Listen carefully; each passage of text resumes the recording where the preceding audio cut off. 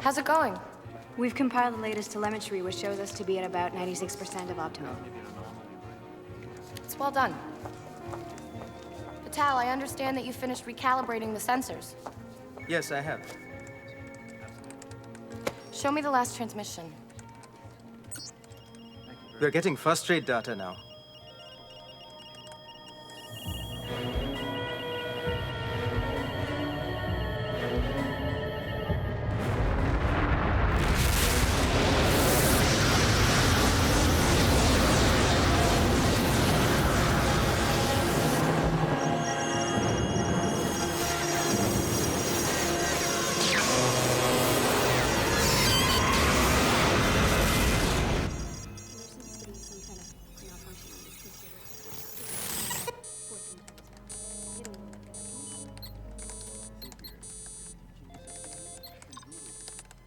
We lost the signal from the probe. Let me replay the data from the auxiliary sensors to see where the problem lies.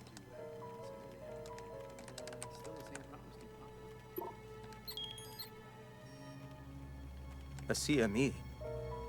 We may have lost the probe for good. What the hell? But we've had no advance warnings of CME activity. This morning, Dr. Lucas Foster, the billionaire entrepreneur, is spending nearly $100 million of his own money to launch the Galileo, a manned scientific exploration vehicle, also known as a MAV, which he hopes will help mankind survive what he calls an uncertain future, but which his critics are calling Lucas's folly. Stay tuned for a press conference followed by the space launch here at Foster Aeronautics.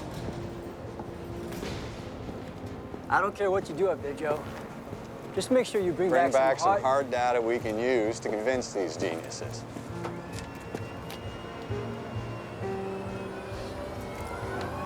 Better get up there. Have yourself a hell of a ride.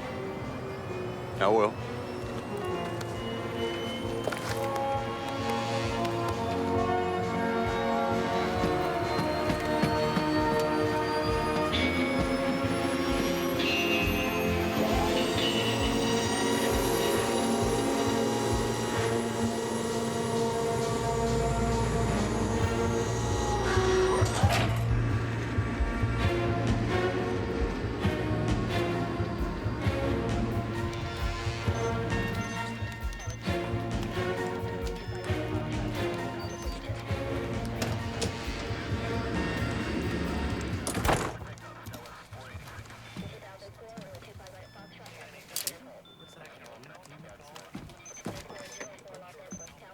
Hey, Jim, check the Q7 readout. It looks a little high to me. Yeah, she's been in flux all morning.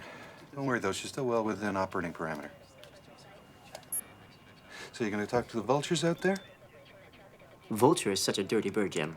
Say it with me. The media is our friend. You really want me to say it with you? Yes.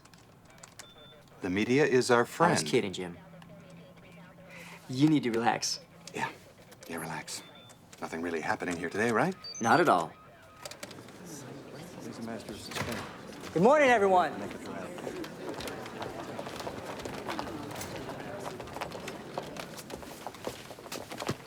I'm afraid my remarks are going to be abbreviated because launching a vehicle into orbit is a complex job, especially when I have to make every penny count, unlike my former employers in the public sector. But the question which is really on your minds is, why would anyone be damn fool enough to waste $100 million to send a vehicle into low Earth orbit to study greenhouse gases? We all know how man-made pollutants are wreaking havoc in our atmosphere, and how these deadly emissions are increasing exponentially the more fossil fuels we burn. What you don't know is that last year alone, methane concentrations inside our atmosphere tripled with potentially disastrous consequences for the environment. We need to do something. The problem is, we don't know what. My pilot, Joe Johnson, is taking the Galileo up to collect data so that we may find that answer. Any questions? Yes. Your old boss, Bradley Stem, categorized this launch as sheer lunacy. Is he right? It isn't the first time he's called one of my ideas crazy. I think Brad is still a little upset I didn't let him invest in my company before I went public. Hilarious. Can you explain why you're using a Russian-built craft today instead of an American one? It was cheaper. But the MAV Joe will be piloting doesn't skimp on quality or safety. Russian-built products are as good as anything we can make in the West. I'm sorry we had to cut this short, but time is money, and I've got to go burn both. Thank you. Thank you. Man's a magician. That was Lucas Foster. Lucas is explaining making the $98 million scientific go up in mission smoke. he's about to launch.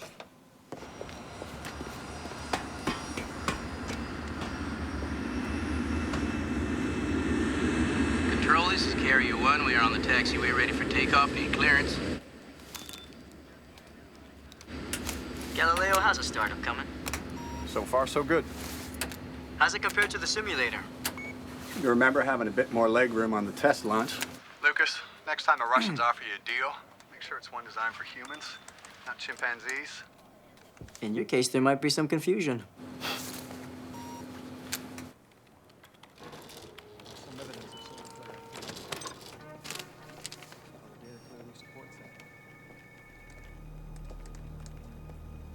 Where is this in from? Brunei Island's radio spectrometer. This is huge. Yes. Too huge. It must be an error. Brunei's not known for their errors. You think the probe was in direct line of this CME? Patel, a normal CME is an ejection of supercharged particles from the sun's surface. If this is correct, then that is not just a coronal mass ejection.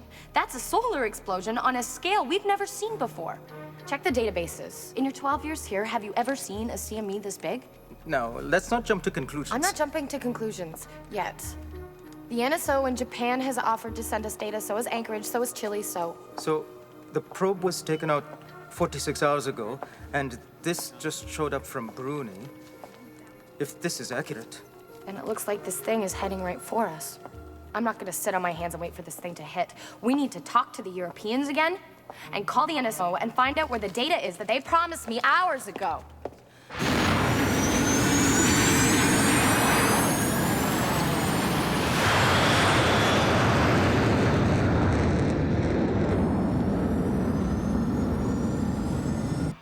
Gentlemen, this bird is in flight.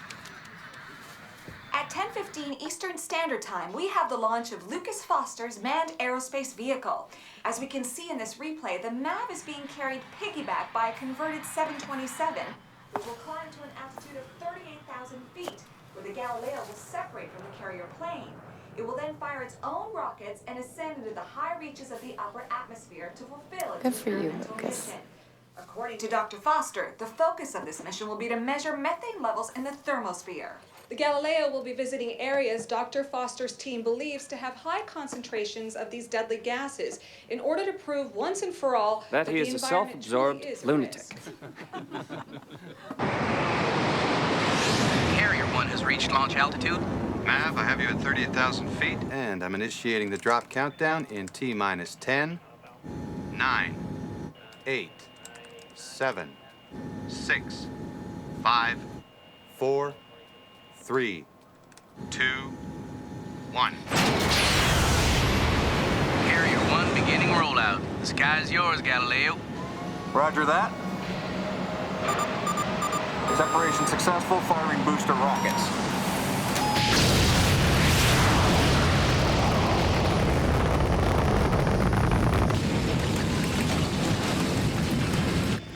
And we have MAV ignition.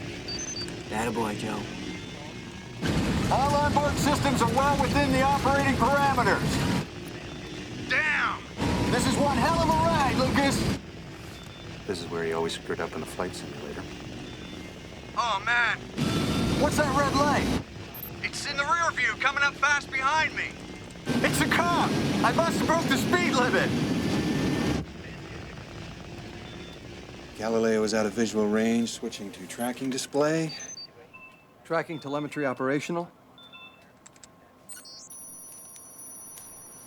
Climbing to 80 miles altitude.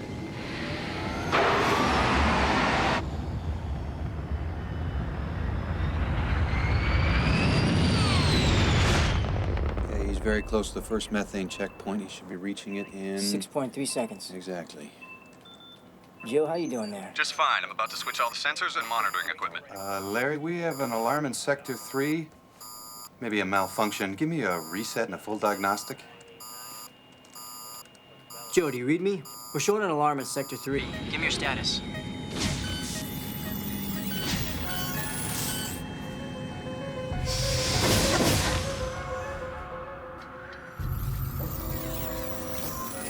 We've lost telemetry.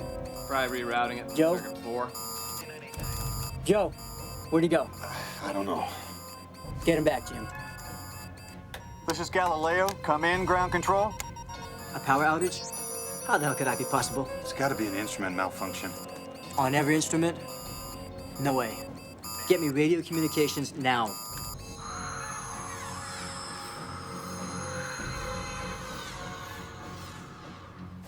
This is Galileo. Come in, ground control.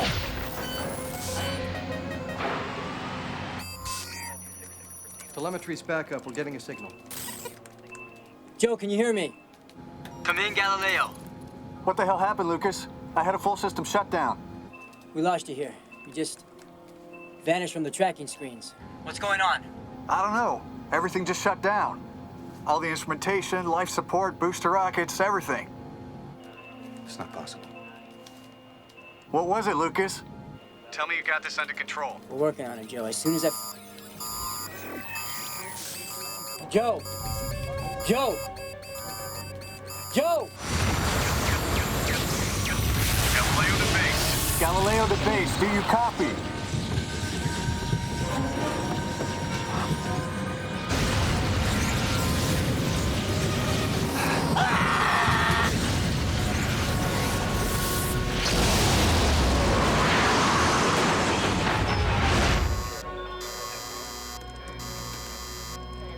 Joe! We have full signal loss. No telemetry. Larry, check the emergency transponder frequency. No go. Satellite tracking indicates multiple targets on Galileo flight path.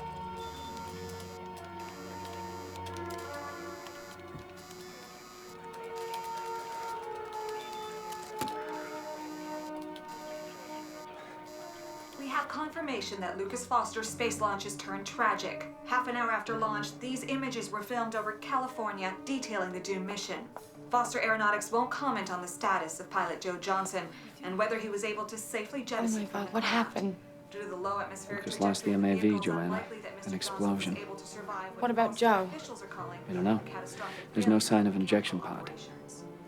Here he comes. Here he comes. Mr. Foster? No comment. What happened with the lab, Dr. Foster? I don't have any comments. More time. Mr. Foster, please.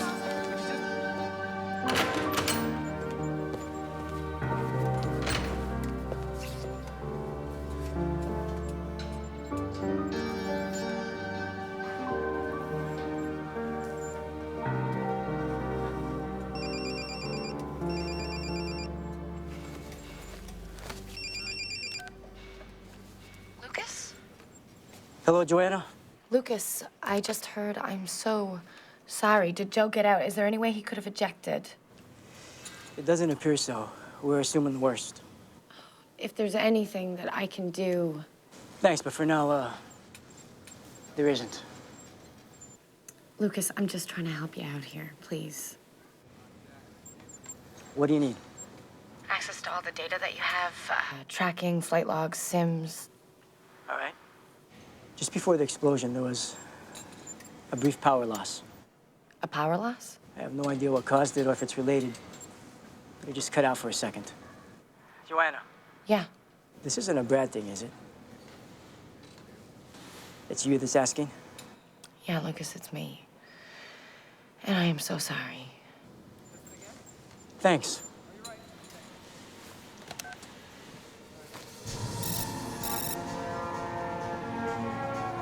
It's a hell of a time for something like this. A Russian-built vehicle as well. Gonna do wonders for the president's stress level. Excuse me, Admiral, but I fail to see the relationship. The Russian submarine fleet has run the maneuvers off the Greenland coast, Colonel Albee. They got 12 submarines in the water. It's a Security Council-approved exercise, Admiral. Exercise, sure. See, the thing is, we don't want them backsliding into communism, so we say, sure, go ahead, have fun. I still don't see what that has to do with the MAV explosion. If they so much as float a boat, even an inch over approved lines, I want to know about it. Do y'all hear me? Yes, sir. Yes, sir. I want to know because the president expects me to know. Now, these exercises aren't hostile, but we have good reason to suspect that 3 of their subs are carrying nuclear missiles. Now, if a Russian-built space vehicle blows up in midair, Colonel, are you going to be the one to trust Russian subs with onboard nukes? I see what you mean about stress levels, Admiral. Lucas, I've been looking all over for you. You need to see this. What is it? I just started getting the feeds from the MAV. It picked up a methane spike. It's off the charts. Sensors must have failed in the explosion. This can't be. Yeah, but look at all the other data. It's right on. This is crazy. This can't be right.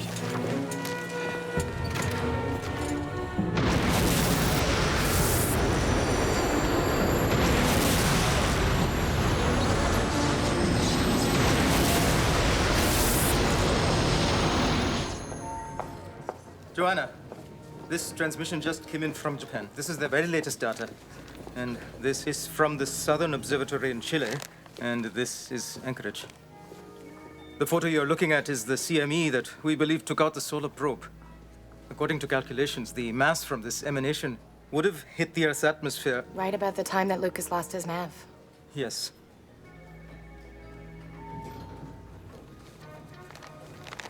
These new views show the sun emitting multiple CMEs in a short time span. The sun has never done anything like this before. Well, not in recorded history anyway. How long has this activity been going on? 72 hours. If these motion calculations are accurate, then the CME cluster is on the ecliptic heading towards Sector 12. Which brings the Earth directly into its line of fire. Yes. Joanna, you know, I've been looking all over for you. Brad, we have a big problem. How big?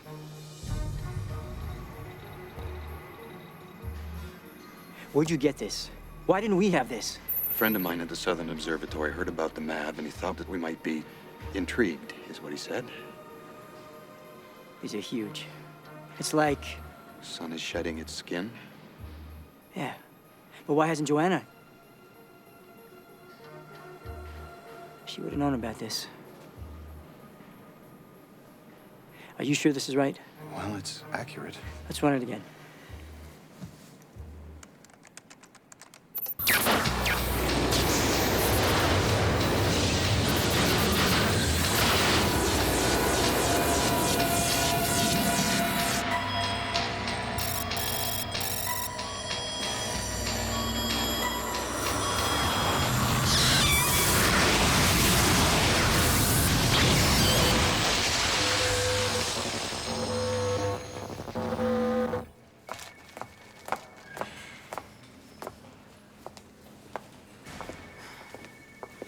Lucas, what are you doing here? You scared the hell out of me. Well, don't worry. I'm about to scare the hell right back into you. Why didn't you tell me about the CMEs? When? Every news reporter in town has turned your building into an impenetrable fortress. You're no longer answering your cell phone, and your secretary, oh, excuse me, secretaries, all 4 of them, happen to think that you're out of the country, even though you're doing a press conference in the same building. Did you know? Tell me you didn't know. I just found out about it an hour ago. Look, Lucas, power failure in the MAV had to have been caused by this. The CME was hitting the same area. It's the only explanation. The CME didn't just cause the electrical failure. The CME obliterated the MAV. That's impossible. These solar events do not just randomly blow things up. The CME didn't blow it up. It ignited methane in the upper atmosphere, and that blew up the MAV. Oh, no. You did not come down here just to start in on this again, did you, Lucas? Joanna, before the MAV blew, it took a methane reading that was off the charts. There's been a shift going on in the atmosphere, the likes of which we've never seen. You mix that in with this solar event, and you have a recipe for destruction. Yes, I know, Lucas. I lived with your theories for 6 years. Joanna, if my theory is right, this event is no recipe for destruction. This is a recipe for extinction. Lucas, what happened yesterday was a tragedy. It was a horrible freak accident, but the MAV was outside of the D7 belts. It was above the ozone. It was vulnerable. We are not. The CMEs that I saw are like nothing we've ever encountered before. Not only will they take out anything in the outer atmosphere, they're packing enough power to break through the ozone, especially with those cute little holes we keep punching into it. I'm done listening to this. This is unsubstantiated conjecture. Of course it's unsubstantiated. The MAV was destroyed before I could collect the evidence to prove it. Joanna, if we don't act now, we won't be here long enough to say I told you so. Lucas, I have always been intrigued by your theories, but we deal with hard facts and reality here. That is our business. You've been working here too long, Joanna. You sound just like Stamp. Well, I've got to run. A bit of a media nightmare on my hands today, as you are well aware of. Oh, and about me being tough to reach these days. When you called my cell yesterday, right after the MAV was destroyed and I was in total crisis mode, I answered on the first ring.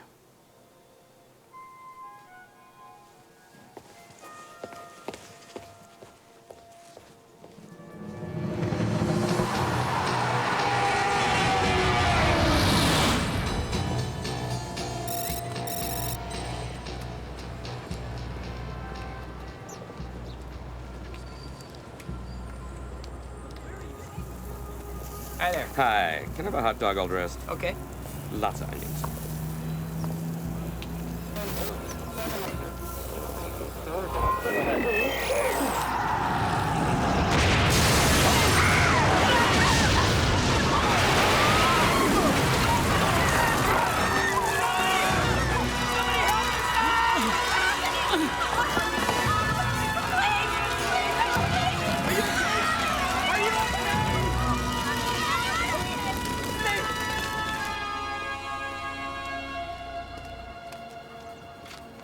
Lucas!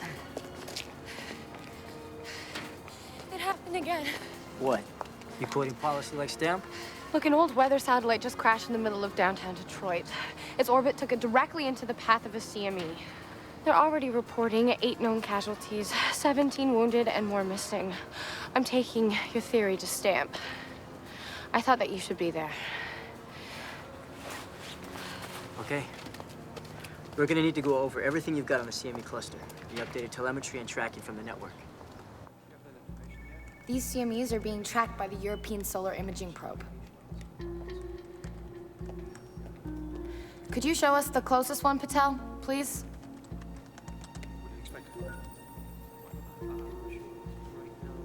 Look at the size of that thing. Yeah, it is by far the biggest CME that we've ever recorded.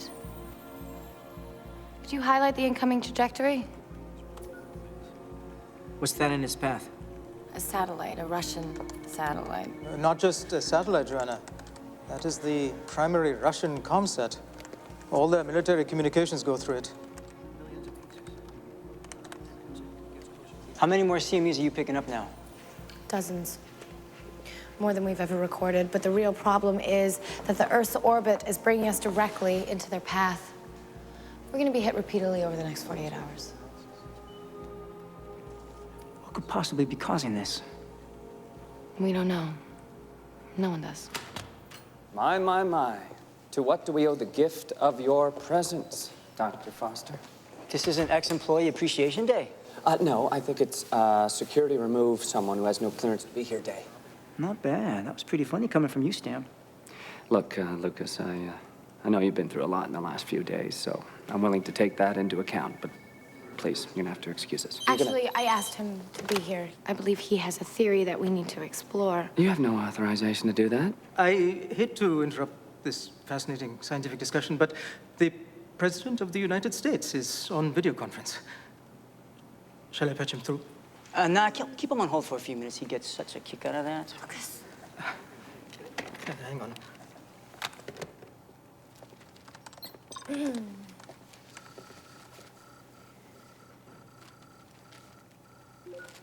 Brad, I allocate billions of dollars to the agency. I would hope at least that it would buy me some advance notice when satellites come raining from the sky. Mr. President, I promise you we are on to this. You have the full breadth and scope of our resources. Great. Now let's start with simple explanation. There might be some people around here that don't know the difference between a CME and a BLT. BLT, sir? It's a sandwich stamp. Right. Well, coronal mass ejections, or CMEs, are solar explosions. During these explosions, highly charged solar particles are hurled into space at colossal speed, sir. I take it these explosions are quite powerful?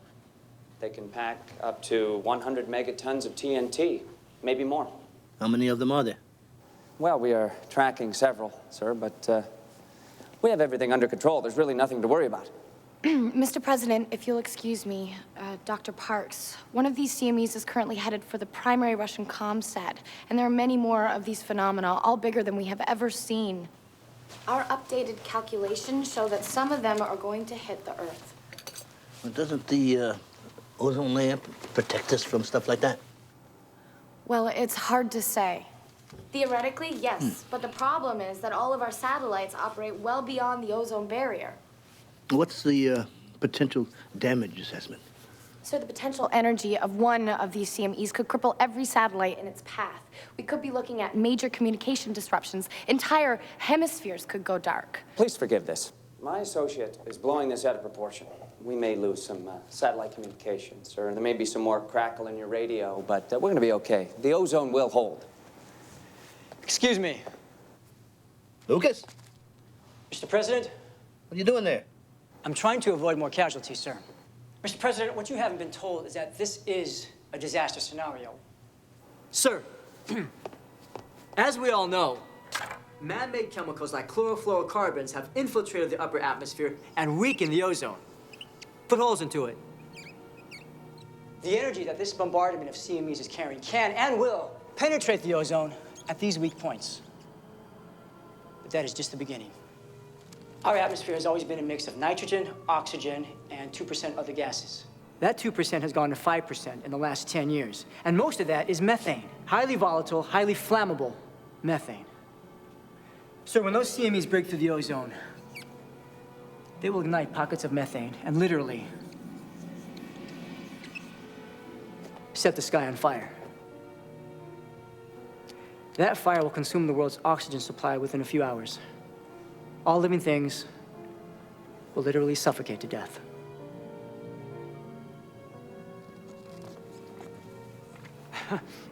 Mr. President, with all due respect, Dr. Foster's elaborate claims are entirely based on speculation. Well, we all agree that these things are coming our way, right? Yes, we do. What's the time frame? Well, the first CMEs have already begun to hit, and it will get increasingly worse over the next 48 hours. I will take all this under consideration. You'll let me know immediately if you have any further information. Yes. Thank you for your time. Sir. How dare you use this agency and its good name for your Armageddon propaganda? Bradley, his theory is valid. I want you out of this building. Thank you, Dr. Foster.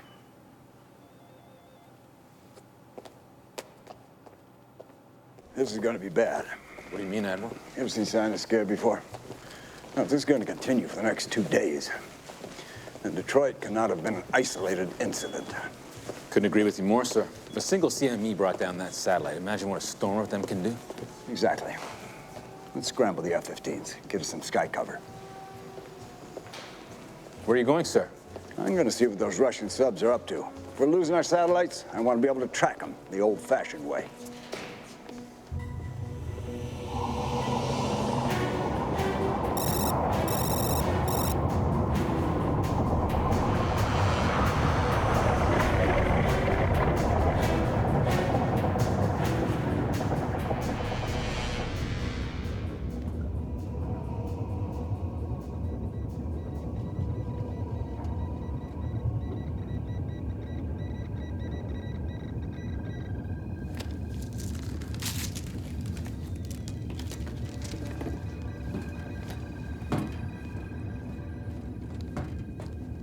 Captain, this just came in.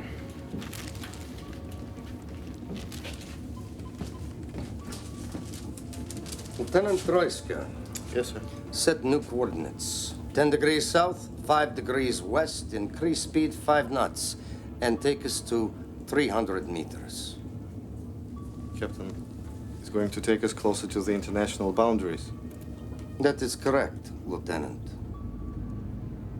Aye, sir. 10 degrees south, 5 degrees west, increase speed 5 knots, take us to 300 meters. Captain, what is going on? Officially, nothing. Unofficially? We're going to show the world that Russia will not be intimidated.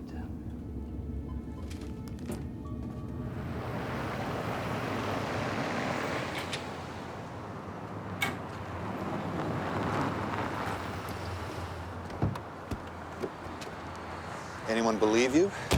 I don't know. At least the president isn't just getting Stamp's version. Oh, yeah? Where'd you lose him? Right around the part where the sky catches fire. It's the tough part, all right. So what do we do now? I'm the big money loudmouth guy that gets us into trouble, Jim. I pay you to come up with the answers that get us out of trouble. Then we're in a lot of trouble. We can do this, Jim. Come on.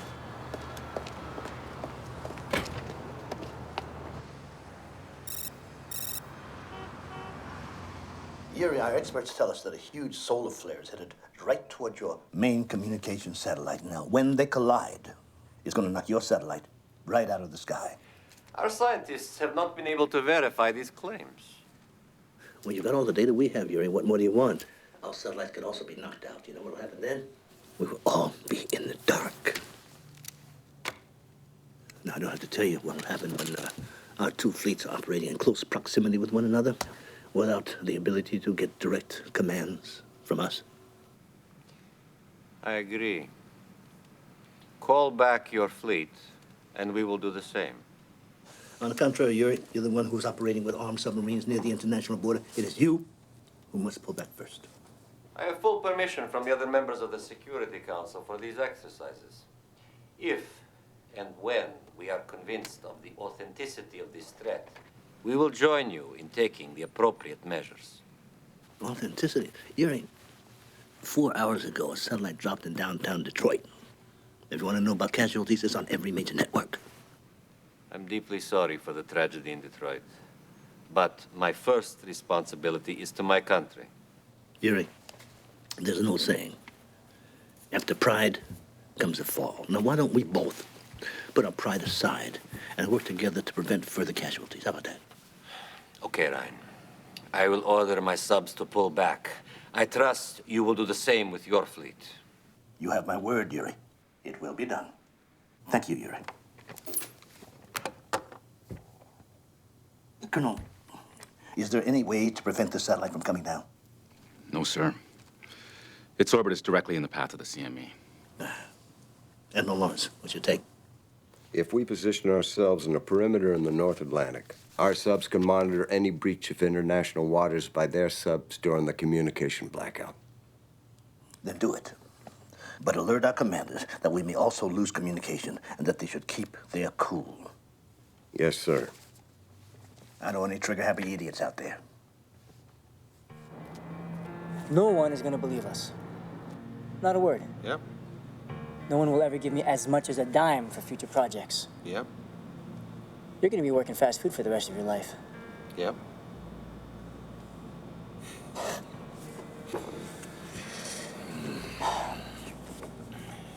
You think there could possibly be another way? No. No. Once the CMEs clear the ozone, the methane will ignite. There won't be a lot of time to put it out. I agree. Maybe 24 hours before total flashover. Yeah.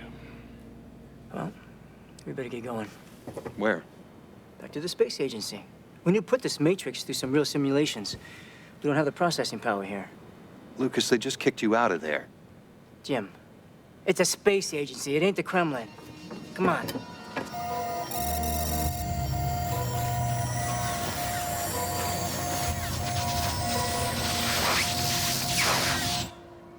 Joanna, we're a team here. All of us are part of one big team. If a member of that team starts screaming like Chicken Little that the sky is falling, then the whole team stands to lose. And that can mean millions of dollars in funding. I can't believe that you're talking about funding at a time like this. Have you seen the data? We have an obligation First and foremost, to your job, to your co-workers, to the people that pay your salary, not to some crazed radical who thinks he's important just because he has some money. Not to some pseudo-scientist, and not to an ex-husband who you may or may not still have feelings for. How dare you say that I would let my relationship with Lucas sway my opinions or my actions? You know what, Brad? What? You're being blinded by jealousy. The only one whose judgment is being compromised here is you. Dr. Parks, you are Excuse me, the next of the CMEs has started to hit. I think the Russian primary Gossett is about to be annihilated.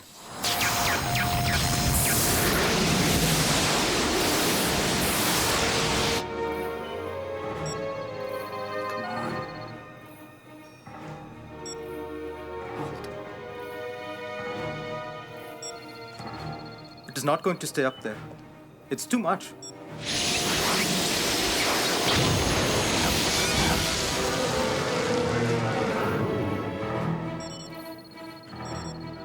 We're gonna have to get NORAD on the phone. The satellite's coming down.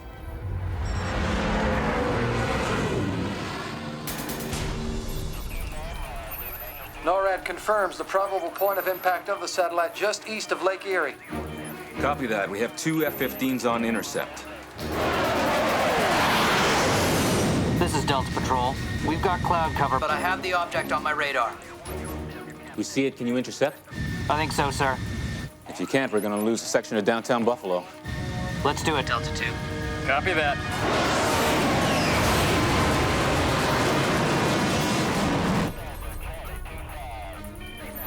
Bogey, 10 miles from Buffalo inbound. Presently at 18,000 feet and climbing. Satellite at 40,000 feet.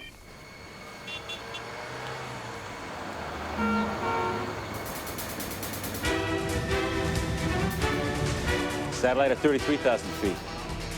Roger that. We're at 27,000 feet.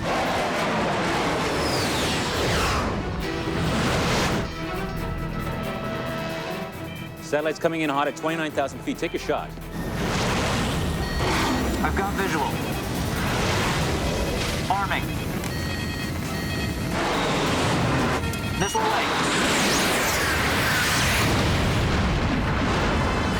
It's not a clean kill. We've got debris. Still debris. Get it, Delta 2. I'm on it. It's into the clouds, but I've got a signal. Roger that, Delta 2. Satellite 25-3.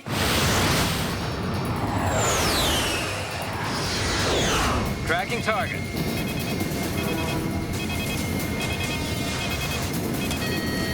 Missile away. I don't have impact. Repeat, I do not have impact. Come on, gentlemen, you can do it.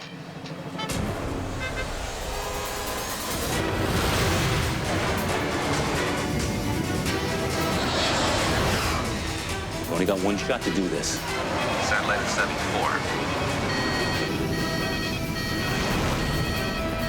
I've got visual. Missile away.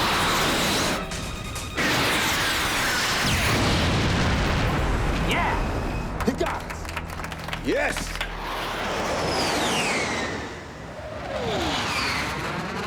This is the second satellite that's been destroyed by a CME, Brad. And there is no way to know how many others will be affected as the rest of the CMEs hit. We need to get better informed. I want a direct feed from every observatory that you can get a hold of, and I want them patched in here as soon as possible.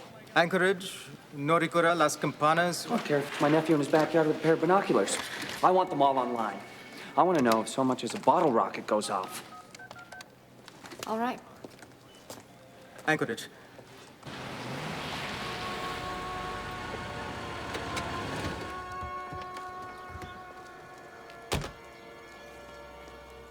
They'll never let us in. I have an update from Anchorage. They're on line 3. Let's get them on speakerphone. You guys are missing one hell of a light show over here. So I heard. How soon can you get us visuals, gentlemen? We're still working on it. We've been trying to patch them through, but our satellite connection is down. Oh my God. Anchorage? Hello? Hello? Can you hear me? The sky is glowing. Anchorage. Anchorage. What's this I hear about a glowing sky? Hello, Lucas. Sorry, sir, I couldn't stop. Should have shot him. Get me confirmation on Anchorage. I need to know what happened there ASAP. Brett, I don't have to tell you this is bad, and I think you now know it's going to get worse. The ozone will not hold, and we have to prepare for that. All right. Thank you. And where are we? We just lost Anchorage. The observatory or the whole city? We don't know yet. Show me that.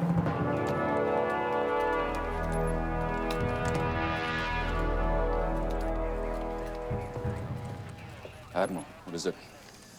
The Russians promised they were going to downgrade the combat status of their subs. And they didn't? Not quite. Their ComSat went down before they could contact the final sub. So this sub has zero contact with their commander? It gets worse. The order to recall our subs to safe water was in transit. Now our comms are down. And not all of them received instructions. Not all of them. How many? 2. The Ocala was just north of the Azores Islands. USS Lansing is off the coast of Greenland, monitoring the Russian fleet maneuvers. So 2 of our subs are out there, somewhere, just waiting for a Russian sub to cross the safe water boundary. I just pray to God those men, theirs and ours, show a little judgment.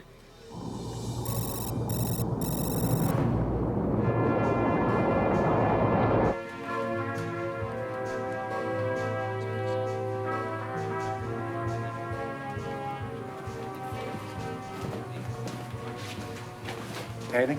No, sir, we're not picking up a thing. It's not an equipment malfunction. No, sir, everything seems to be functioning perfectly. Everything but our satellite.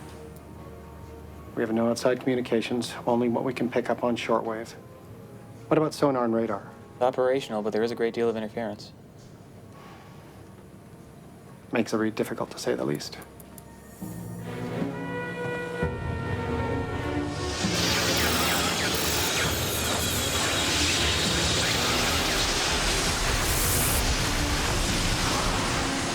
Scientists say this massive display of northern lights is a visible indication of the bombardments of supercharged solar particles. These particles are shorting out satellite circuitry and causing energy surges in electrical transmission lines.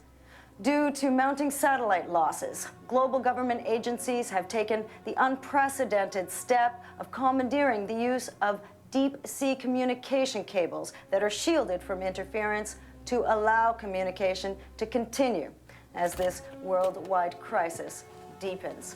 The international images Mainland China just went dark. were allowed to pass through this new Not government. 100% certain. It could have been an accident, or it could have been as Lucas predicted. We're trying to get some hard data, but with our satellites down right now, we're running deaf, dumb, and blind. The power of these images is clear in this recent footage from Eastern Europe. Mr. President, Throughout the night, the you should see spectral this. glow of supercharged northern lights shone on scenes of increasing unrest. In Berlin, government buildings were set alight by protesters demanding action.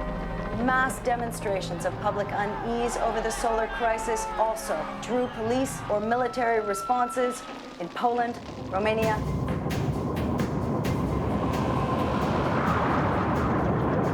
Captain, there is still no response. I cannot reach anyone. There must be equipment malfunction. I have run full diagnostics twice. There is nothing wrong with our system. There must be. Run them again. Yes, sir. All stations to full alert. I do not wish to be caught by surprise. Lieutenant Troysk. Yes, sir. Take us to 100 meters. These are not our orders, sir. I know this. But perhaps our communications will clear up at the shallow depth. Or maybe we will be a sitting duck, Captain. 100 meters, Lieutenant. Yes, sir. 100 meters. Mr. President, These CMEs that have overloaded power grids and knocked out our communication satellites are nothing compared to the last few that are going to hit our northern and southern hemispheres. I'm certain these CMEs will breach our ozone. And the after effects, how disastrous? Far worse than disastrous, sir. The burning methane fires in the stratosphere will increase in intensity and magnitude until they reach a point of flashover. We'll have complete and total oxygen depletion. As we scientists call it, sir, an ELE. An extinction level event. That's the bad news, sir. The good news is we believe there's a way out. Jim?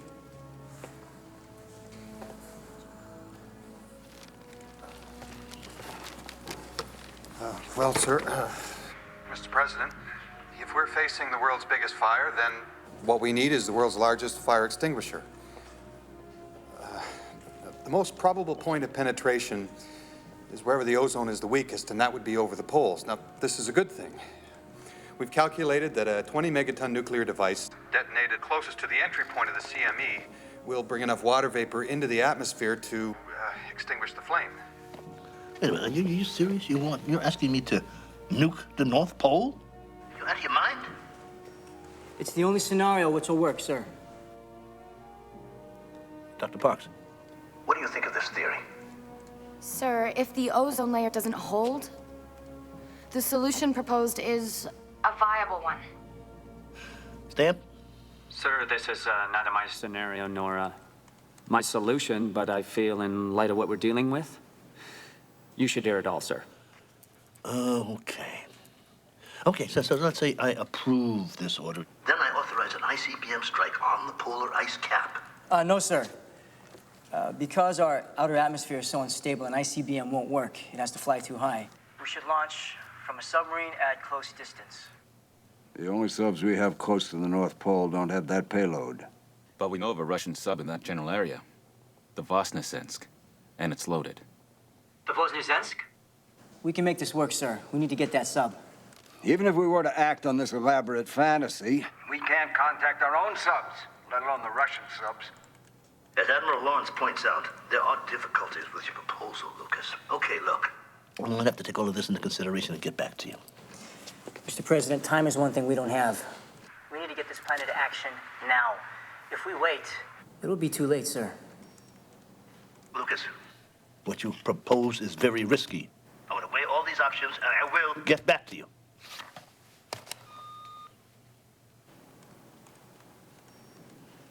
He's not going to do it. Do you blame him? I will when we all die. You made your pitch. The president has all the information. He doesn't realize we're out of time. Excuse me.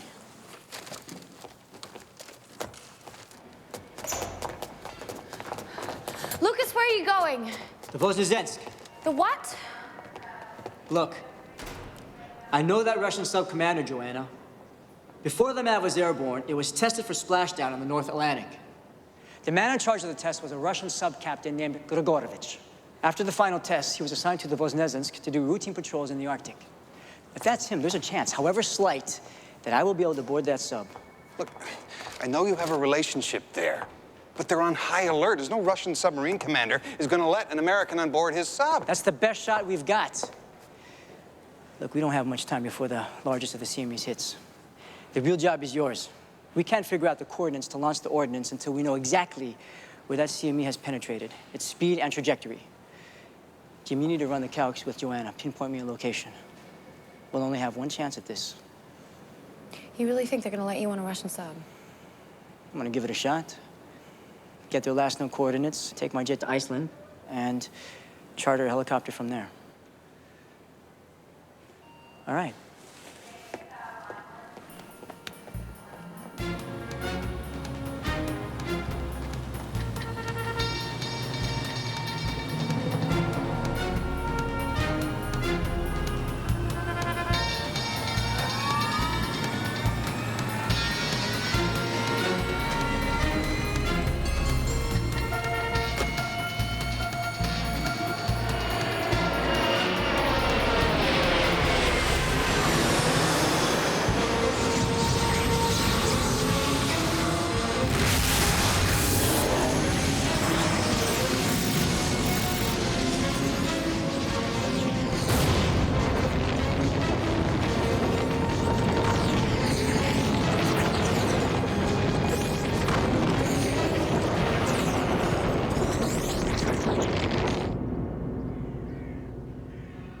I see. No, thank you, sir.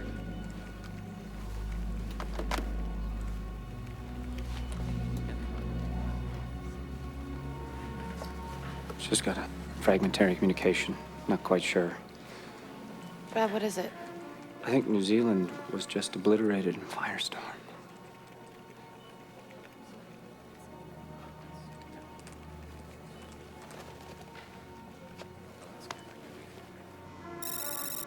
There are unconfirmed reports from Sydney, Australia today that the sky to the southeast, in the direction of New Zealand, was seen to erupt in flames. Communications from New Zealand, including deep-sea cable, have stopped, and scientists are suggesting a CME may have breached the ozone, causing unforeseeable damage.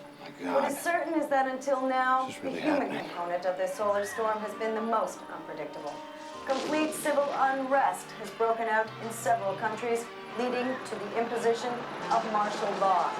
But as events in the Republic of Georgia and South Africa show, even military curfews have been ineffective against the near hysterical spread of panic and violence, as people fear the end of the world has arrived.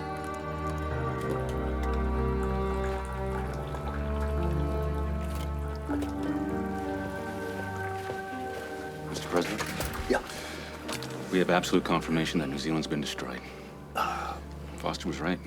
The ozone has been breached. You know, Frank, I've known Lucas Foster for more than 20 years, and he's been right more times than I can remember.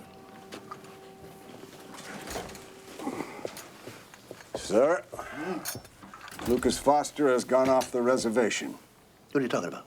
I've received word that he's trying to link up with a Russian sub. You don't mean that Russian sub that's off the coast of Greenland? Yes, sir.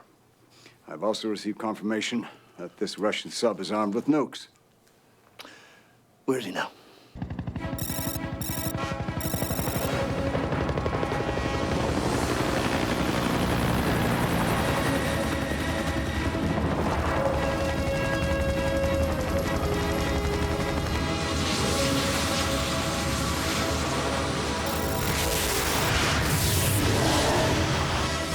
Captain, you need to take a look at this. We've got massive interference on the sonar. What the hell?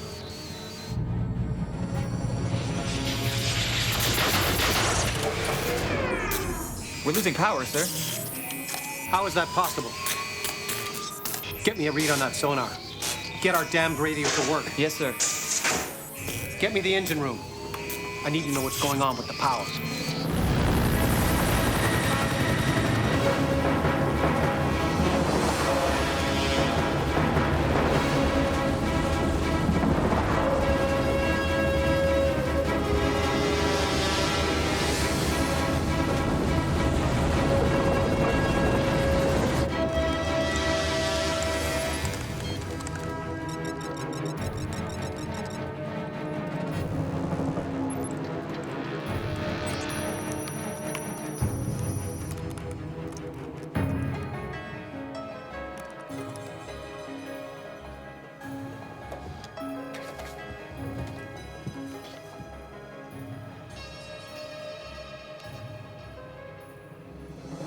Calling Russian Navy submarine, the Bosnizensk.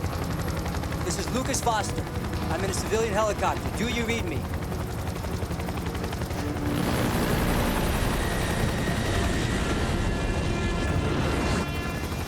Calling the Bosnizensk. This is Lucas Foster. Do you read me?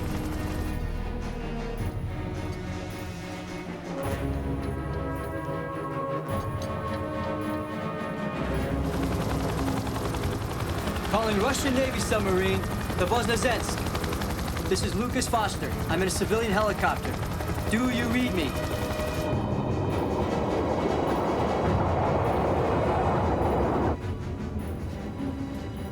Captain, we have an incoming craft. I believe it is a helicopter, sir. Helicopter? All the way out here, are you sure? Yes. I can hear it. A helicopter. Lieutenant Troiska. Yes, sir. Take us to periscope depth immediately. We need visual confirmation.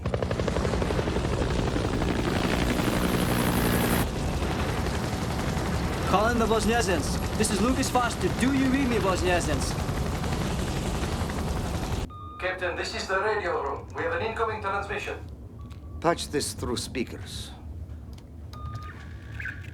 It's coming in over the shortwave, sir.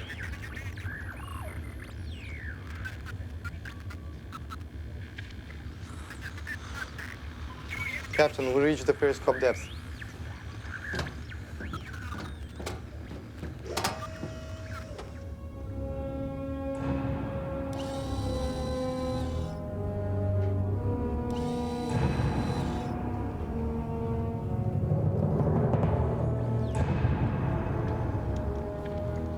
Lieutenant Troiska must see this.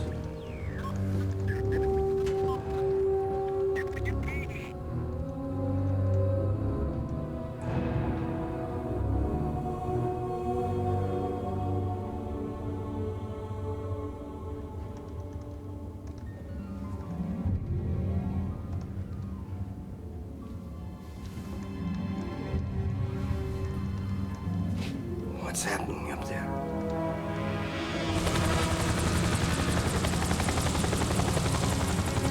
Calling Russian Navy submarine, the Bosniazans.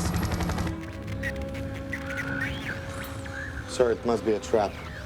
Americans have disabled our communications, and this is just a ploy to get us to the surface.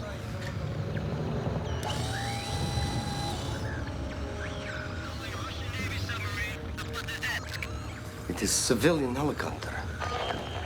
This is Lucas Foster. Misha, if you can hear me, I've got your favorite Cuban, hand-rolled by Castro himself. Take her up. Captain, please reconsider. This is against military protocol. You are correct, Lieutenant. Surface now. I will not repeat the order again. Aye, sir. Surfacing.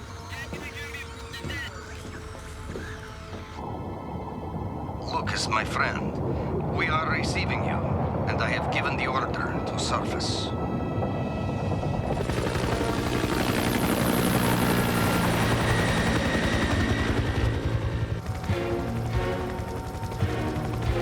Yes.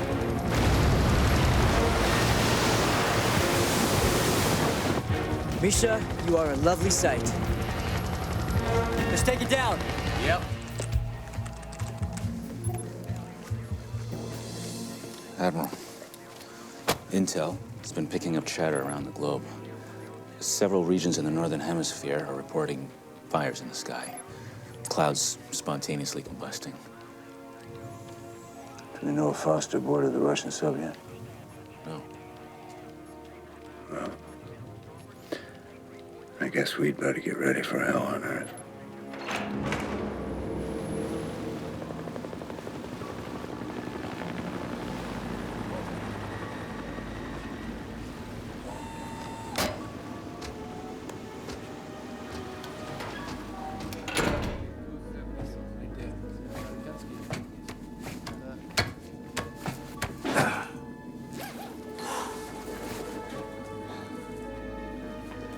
Captain. Lucas, I hope you understand. I'm in violation of strict orders having you aboard this vessel. I assure you, Captain, it's for a good reason. Besides, you're not able to communicate with the command operations, are you? How do you know this? Because your main ComSat dropped out of the sky. What is going on up there? The communications, the sky. We're being assaulted by a massive solar storm. I don't have time to give you a detailed explanation, but it's bad. It's real bad. And I'm gonna need your help and your trust if we're gonna stop it.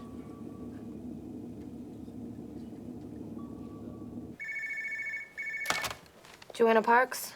Clock is ticking. You heard from Lucas? Not yet. Don't worry, he'll call. I hope so. I just got the final trajectory. I'll have the launch coordinates soon. Hang in there. Okay.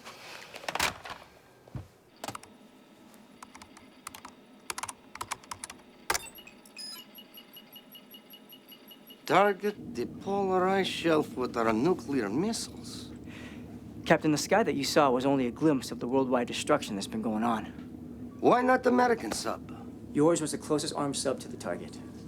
You cannot launch from the United States? No. An ICBM launched from the States would have to leave our atmosphere. Once it did, its guidance system would be knocked out by the solar storms. It must be launched at low altitudes at close range. That's where you come in, sir. Captain, this is the only chance we have. This disaster, it's accelerating, moving toward flashpoint. If we don't stop it now, sir, it can't be stopped. I could not possibly authorize such an act. Not without approval of my commander. Captain, how about if you talk to President Aleutian directly? Would that work? How?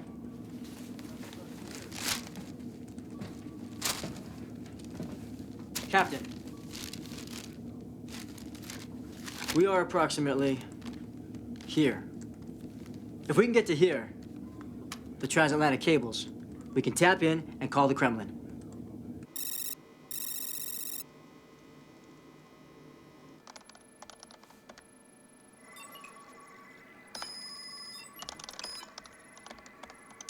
I've compiled the data sent by the observatories before they went offline into a simulation of the methane ignition pattern. Put it on screen.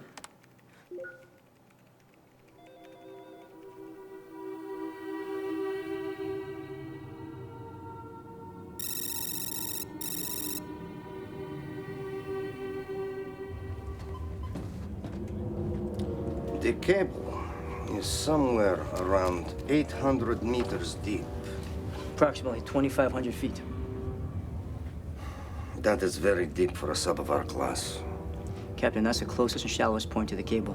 Captain, if we go below 700 meters, there's a really good chance that the ship's hull will crumble from the pressure. When the fires in the sky intensify, they will deplete our oxygen. All life on this planet will suffocate in a matter of a few hours. We have to act now. Lieutenant, set course for these coordinates. Initiate deep dive precautionary measures. Now, Lieutenant? Yes, sir. Initiate deep dive precautions. Sir, I'm picking up another sub. It's American. Captain, if we make contact, there'll be no time for explanations. Rig for silent running. Yes, sir. Rig for silent running.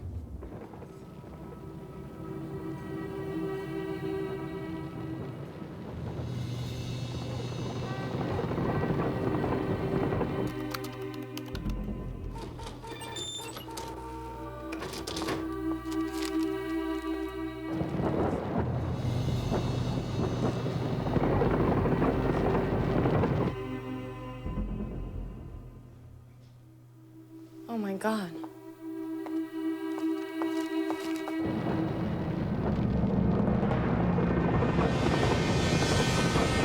It's heading for us!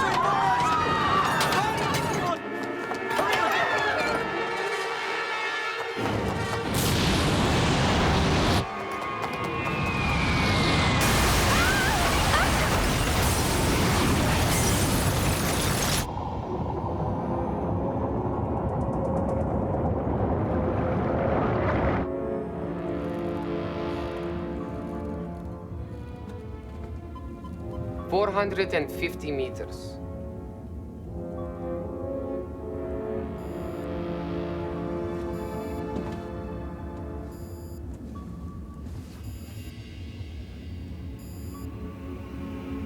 Captain, the American sub is getting closer. 8 degrees south, 30 degrees west of our position. Captain, do we keep with this dive? What depth are they at? 275 meters. Close enough to shout. But they have not heard us, have they? They're not behaving as if they have. Stay in the dive. Keep it smooth and very quiet. Aye, sir. Stay in the dive.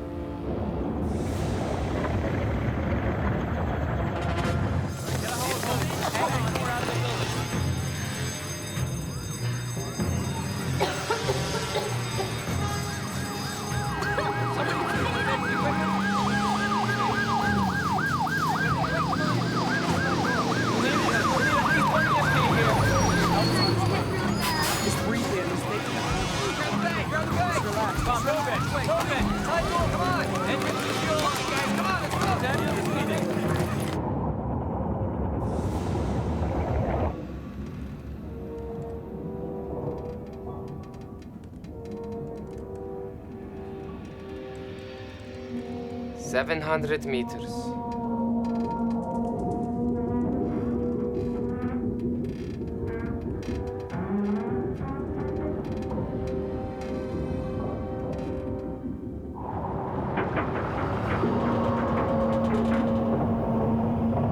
Captain, I don't think she could take too much more pressure.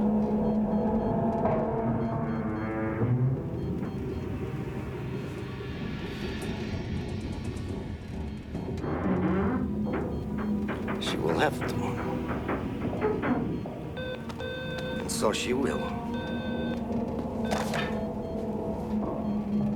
Captain, we have a leak at level 3. Torpedo Bay 4 is flooded. Seal it off. Aye, sir. Seal it off.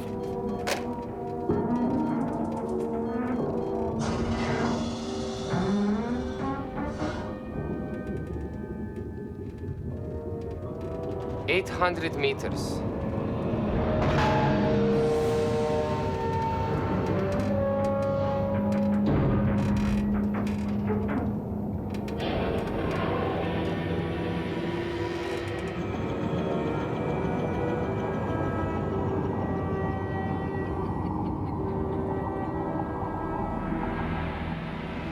Mark reached. Full stop.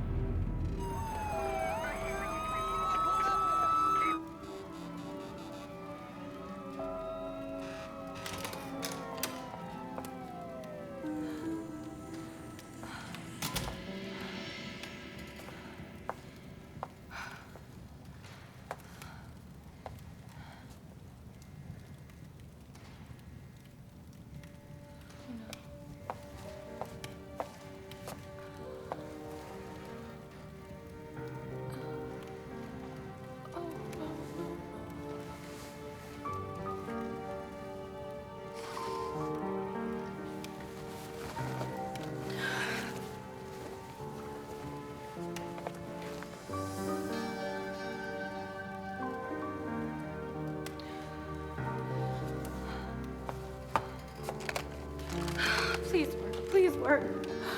Oh, thank God.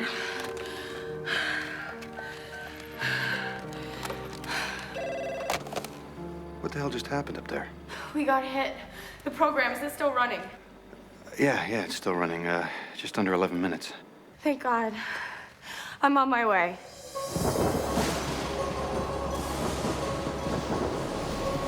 Господин президент, Magnalinea Voznesensk. President Ilyushin. This is Lucas Foster. I need your help, sir. Mr. Foster, I believe I know why you are calling. I've spoken with President Gordon. We will approve your plan. My submarine is at your disposal. That's very good news, Mr. President. May I put you on with Captain Grigorovich, commander of the Voznesensk? Please. Thank you, sir.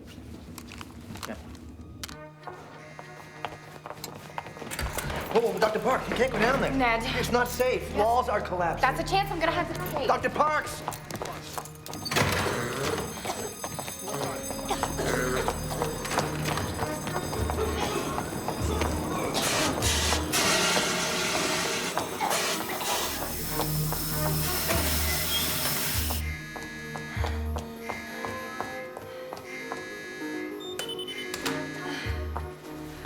It's Lucas. He's on the sub. Thank God. Lucas? Joanne, it's good to hear your voice. And yours. You got those launch coordinates? Yeah. Here we go. Latitude, 86 degrees, 43 minutes, 17 seconds north. Longitude, 41 degrees, 19 minutes, 4 seconds west. Joanna, good work.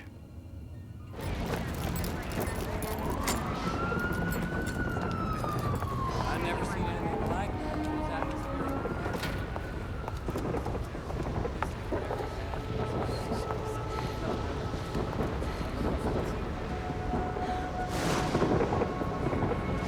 This wasn't supposed to happen. There's still time to stop it. I got the coordinates to Lucas on the sub.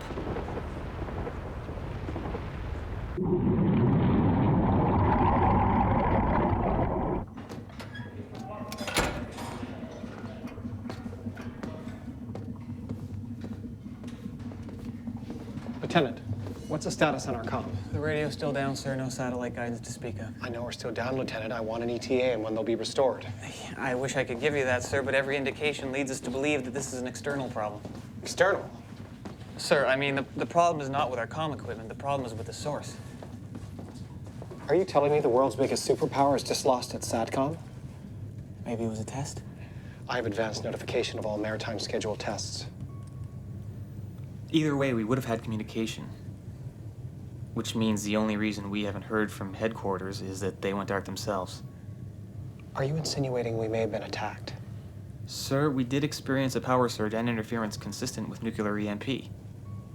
Captain, we may be picking up another sub. Maybe picking up another sub? I want a confirmation on that, and I want it now. Yes, sir.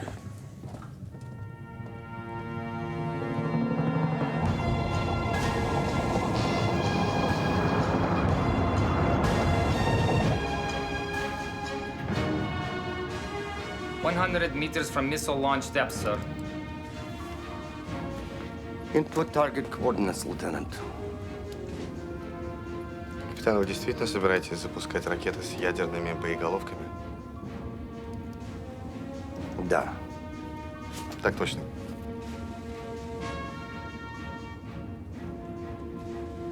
Приготовиться к запуску.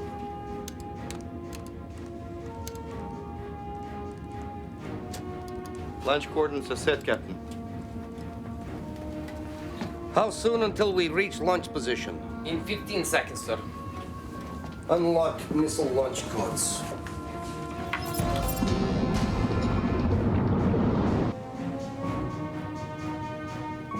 Sir, sonar's picking up a Russian sub. Are you sure? Positive, sir. What's their position? Sir, they're over the safe water boundary inside Icelandic territorial waters.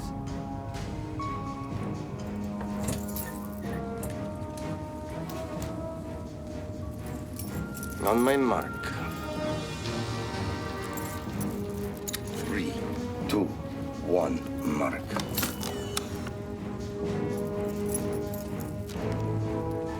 Input launch code.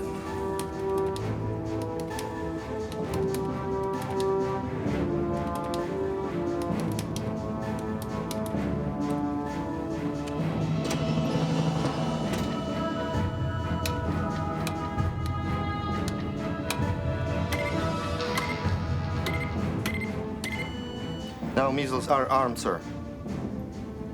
Prepare to fire.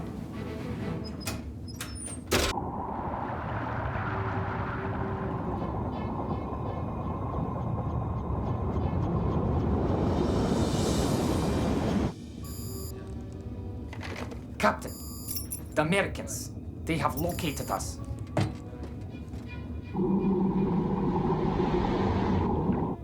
Sir, we have an incoming message from the Americans on the shortwave. They say we have drifted off course, that we are in violation of Icelandic territorial waters, and are ordered to surface immediately. Tell the Americans we are acting under direct orders of both President Ilyushin and President Gordon. Sir, they say they're acting under the direct orders of both President Ilyushin and President Gordon, and that they're running a Code Black scenario. What kind of game are they playing? They are at missile launch depth, sir. Tell them we have no way to verify their claims. They need to surface immediately. Any failure to comply will be deemed an act of aggression. Yes, sir. They are giving us 1 minute to surface and prove the authentication of our orders.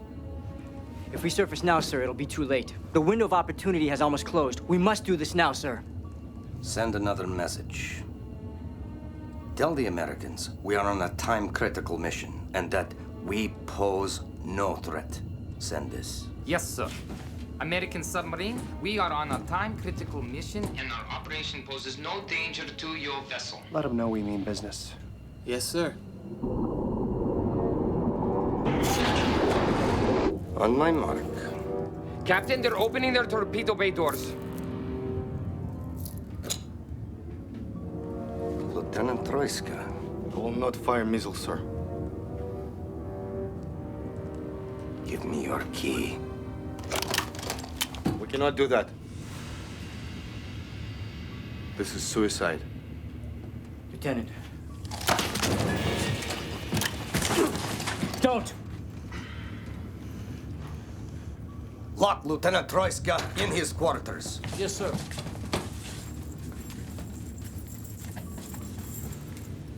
Lock him up.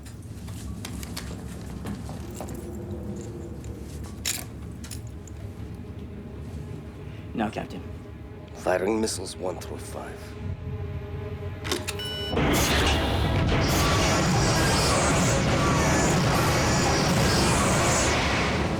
Sir, the Russians just launched 5 missiles. What in God's name?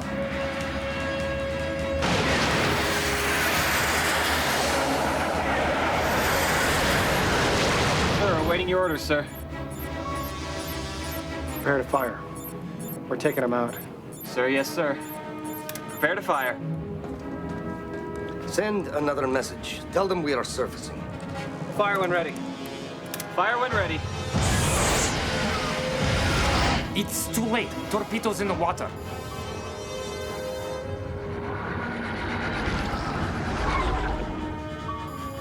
Prepare countermeasures.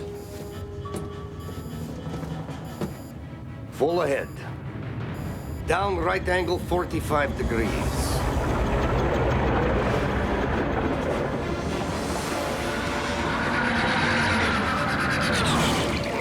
Fire countermeasures. Fire countermeasures.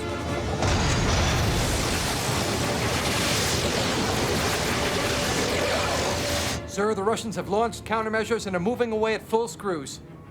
Prepare to fire again. Sir, yes, sir. Prepare to fire.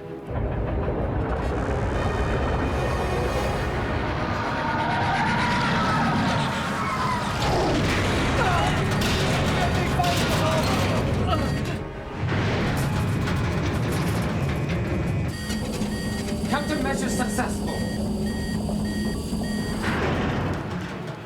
Fire when ready. Fire when ready. Captain, the Americans have fired 2 more torpedoes. All hands to damage control stations. Fire countermeasures on my mark. And then hard turn 90 degrees starboard. 800 meters. 700 meters. Not yet. 600 meters. 500 meters. Fire countermeasures. Initiate turn. Harder. A little more.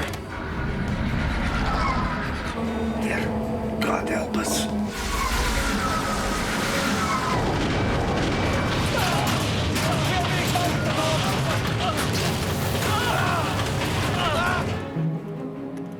Sir, the torpedoes have missed their target. There is no return fire. Load torpedoes. Prepare to fire again. Damage report. Sublevel 1 has minor hull breaches in the pump room, sir. Plug them and evacuate. Yes, sir. Get me the shortwave radio.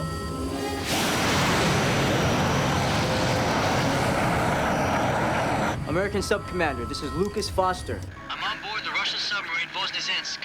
Hold your fire. Sir, you better hear this. Hold your fire. This is Lucas Foster.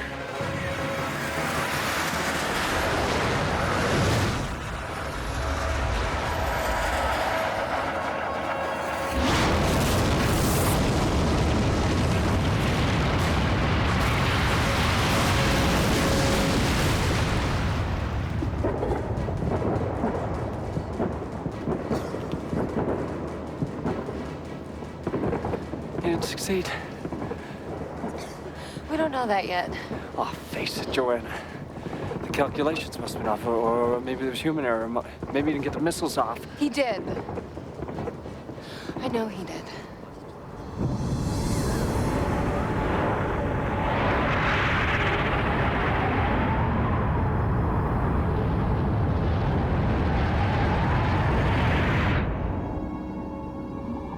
Mr. Foster, your presence does merit the cessation of hostilities. However, you must warn the Russian captain to maintain a neutral posture, to surface immediately and to surrender. We're demanding your immediate surrender. Never. Captain, it's just a formality.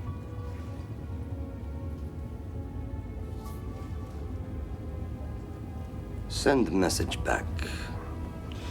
Tell them we will comply. But, sir... Someone has to take Mr. Foster home.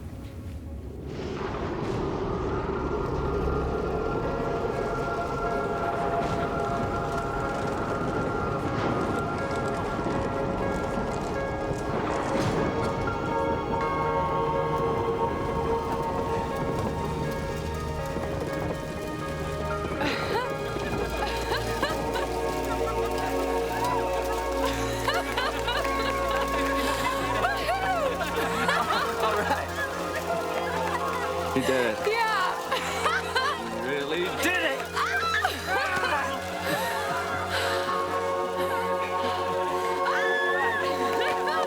All right.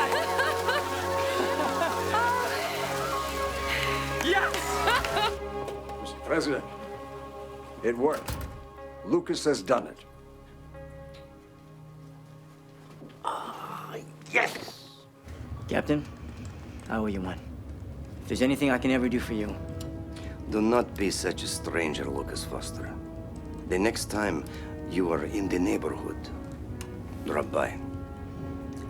Oh, I believe this is yours. Ah, спасибо. Пожалуйста.